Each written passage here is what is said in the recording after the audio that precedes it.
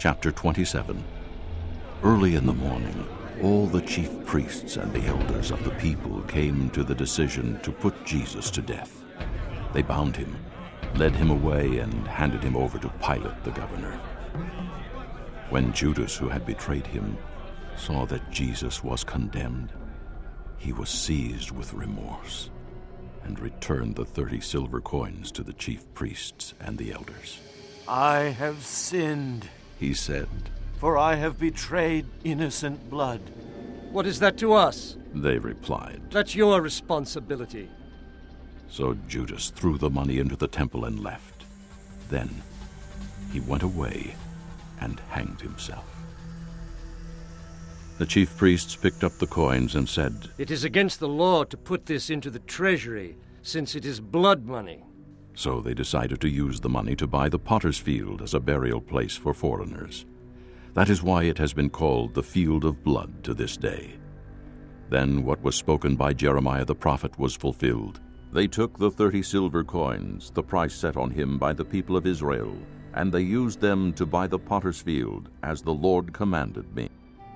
Meanwhile, Jesus stood before the governor, and the governor asked him, "Are you the king of the Jews?" "Yes, it is as you say." Jesus replied. When he was accused by the chief priests and the elders, he gave no answer. Then Pilate asked him, "Don't you hear the testimony they are bringing against you?" But Jesus made no reply, not even to a single charge, to the great amazement of the governor.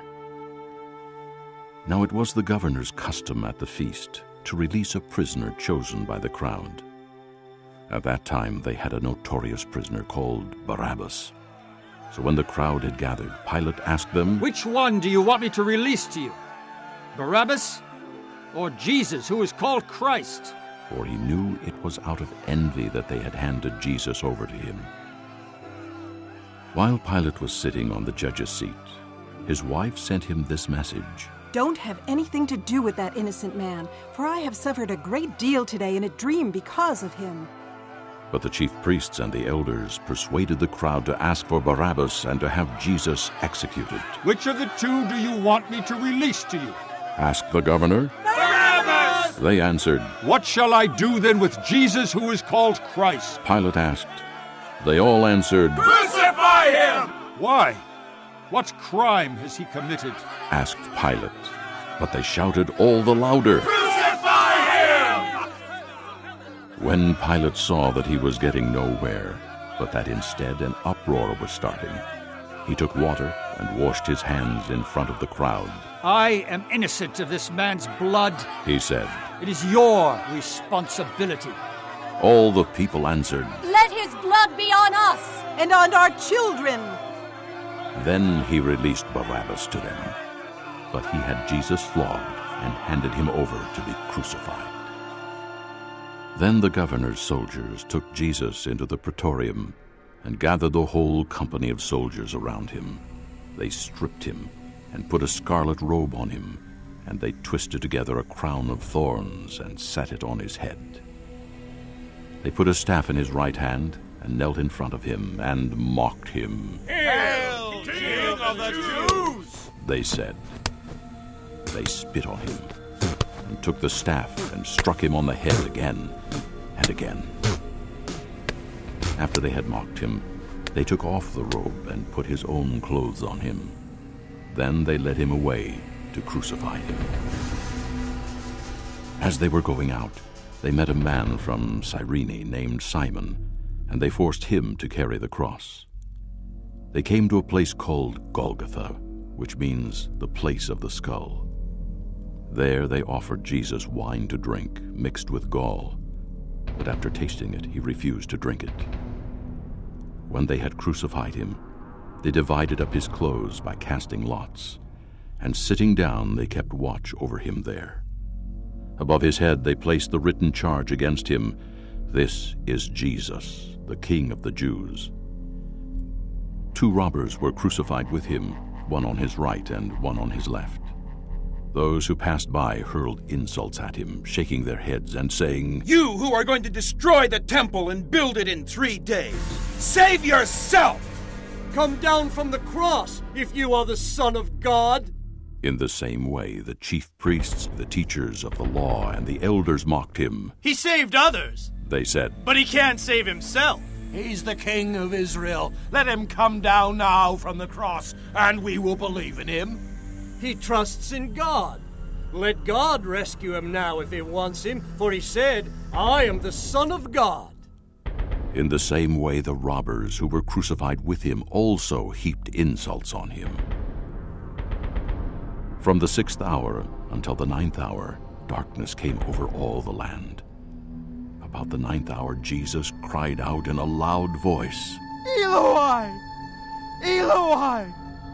Lama sabachthani! which means, My God, why have you forsaken me? when some of those standing there heard this, they said, He's calling Elijah. Immediately, one of them ran and got a sponge. He filled it with wine vinegar, put it on a stick, and offered it to Jesus to drink. The rest said, Now leave him alone. Let's see if Elijah comes to save him. And when Jesus had cried out again in a loud voice, he gave up his spirit. At that moment, the curtain of the temple was torn in two from top to bottom. The earth shook and the rocks split. The tombs broke open, and the bodies of many holy people who had died were raised to life. They came out of the tombs, and after Jesus' resurrection, they went into the holy city and appeared to many people. When the centurion and those with him who were guarding Jesus saw the earthquake and all that had happened, they were terrified and exclaimed, Surely he was the Son of God. Many women were there watching from a distance. They had followed Jesus from Galilee to care for his needs. Among them were Mary Magdalene, Mary the mother of James and Joses, and the mother of Zebedee's sons. As evening approached, there came a rich man from Arimathea named Joseph, who had himself become a disciple of Jesus. Going to Pilate, he asked for Jesus' body, and Pilate ordered that it be given to him. Joseph took the body, wrapped it in a clean linen cloth, and placed it in his own new tomb that he had cut out of the rock. He rolled a big stone in front of the entrance to the tomb and went away. Mary Magdalene and the other Mary were sitting there opposite the tomb. The next day, the one after Preparation Day, the chief priests and the Pharisees went to Pilate. Sir, They said, we remember that while he was still alive, that deceiver said, After 3 days I will rise again. So give the order for the tomb to be made secure until the 3rd day. Otherwise his disciples may come and steal the body and tell the people that he has been raised from the dead. This last deception will be worse than the first. Take a guard. Pilate answered. Go. Make the tomb as secure as you know how. So they went and made the tomb secure by putting a seal on the stone and posting the guard. This concludes Disc 2.